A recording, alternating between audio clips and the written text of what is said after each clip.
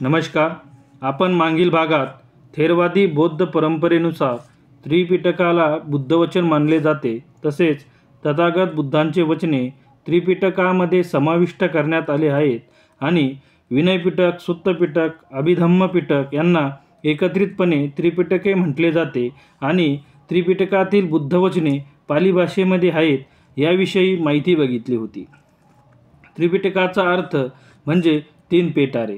बौद्ध धर्मामध्ये या 3 पेटाऱ्यांनाच सुत्तपिटक, विनयपिटक आणि अभिधम्मपिटक म्हणतात. या तीनही ग्रंथांमध्ये भगवान बुद्धांचा धर्मोपदेश संग्रहित केला गेला आहे.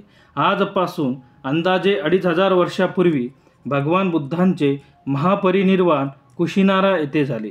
महापरिनिर्वाणाला 7 दिवस पूर्ण होत नाही तर तोच महाकश्यप यांनी सुभद्र नावाच्या ब्राह्मण भिक्षूला असे बोलताना ऐकले की, बस करा आयुष्यमानांनो, विलाप करू नका.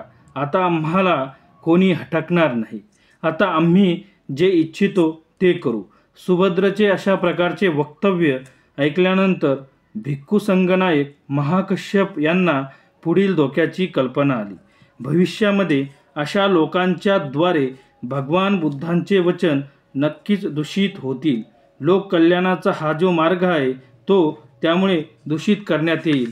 त्यावेळेस महाकश्यपांनी सर्व थेर भिक्खूंना एकत्र बोलवून तथागतांची वाणी शुद्ध स्वरूपात ठेवण्यासाठी, ती संकलन करण्यासाठी संगायन किंवा परिषद करण्याचा निर्णय घेतला. संगायन करण्यामागचा हेतू भविष्यामध्ये तथागतांच्या कल्याणकारी वचनामध्ये कोणी मिश्रण करू नये हा होता.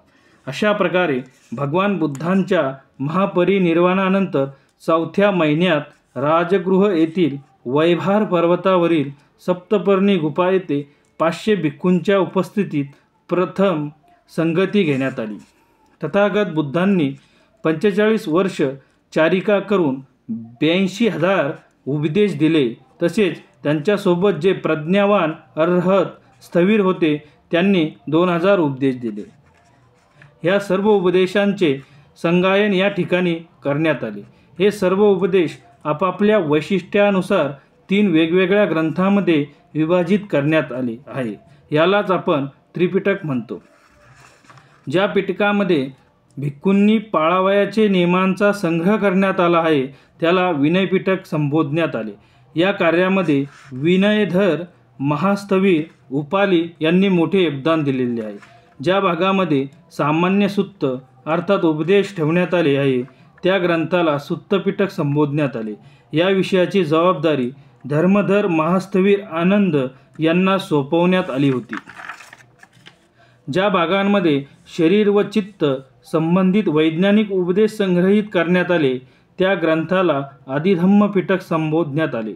अभिधम्माची जबाबदारी मातिकाधर स्थविर महाकश्यप यांनी सांभाळली होती. आता आपण पुढील भागामध्ये या 3ही ग्रंथाविषयी सविस्तर माहिती घेऊ.